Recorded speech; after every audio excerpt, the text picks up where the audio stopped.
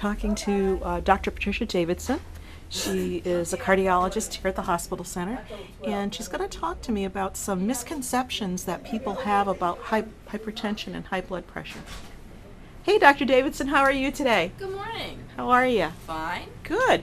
Well, thanks so much for making some time for me today. I know we had talked to you a little bit about some of the misconceptions that people have regarding high blood pressure, and one of them that you mentioned is salt.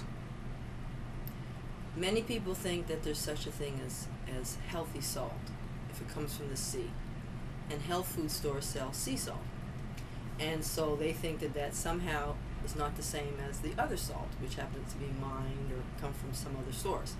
But salt basically is sodium chloride, and that particular chemical causes our blood pressure to go up because it causes a whole chain reaction that takes place within our kidneys that cause our blood pressure to go up and then our arteries to constrict. And so as a result of that, the food industry tries to deceive us. So they try to put salt in many other things and make you think that it's not really salt. And one of the things they do is to say it comes from the sea, so implying that it's healthier. They can put it in garlic and call it garlic salt or celery salt or seasoned salt, where they may put pepper and parsley and some other things in the salt. It's all still too much salt. Okay. And so you're still adding salt to your food. So your goal is to find other seasonings to add to your food. Also, some people believe that if they put a large amount of salt in while they're cooking, it's not the same thing as adding salt at the table. Yes, it may be spread out over the whole pot and therefore distributed amongst all the people eating, but it is still you're adding salt to your food, and your goal is really to not have to add salt to your food. Is to try to experiment with other kinds of seasonings that will give you some new kinds of tastes that you haven't experienced before in your life, but to significantly reduce the amount, and definitely try not to add it to your foods. So sea salt is not better than anything. Sea salt just happens to come from the ocean. But it's the same old salt. Same old sodium chloride. Any other types of foods that or seasonings that we have that have salt in them that you know of? Well, anything that says salt on it. Now, some of them have potassium chloride in it and have reduced the amount of sodium chloride and put potassium chloride in it.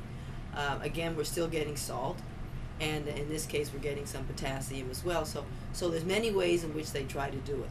There's other substances that we have to remember that hot sauce and is very high, really high. And so is soya sauce, extremely high in salt or sodium chloride, much higher than if you added salt at the table. So look for those kinds of liquid substances as well, which are very, very, very high in sodium chloride.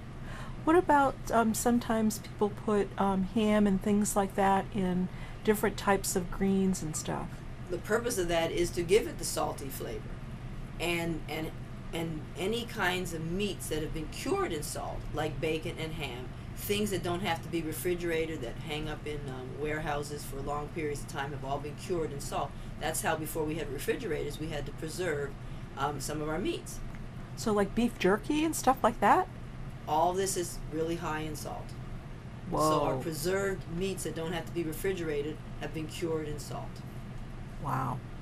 That's an eye-opener. I had no idea about the hot sauce. That's really scary, because I know a lot of people add that to their foods. That's very, very, very high in salt. Wow. Well, this has been an eye-opener today, and a lot of possibilities for salt that I didn't think about. And also salad dressings. An awful lot of salt in salad dressing as well. So you have to read the labels. So what's your best option for a salad dressing then? Oh, read the labels and make sure that it's low in salt. Wow. Amazing. Or make your own.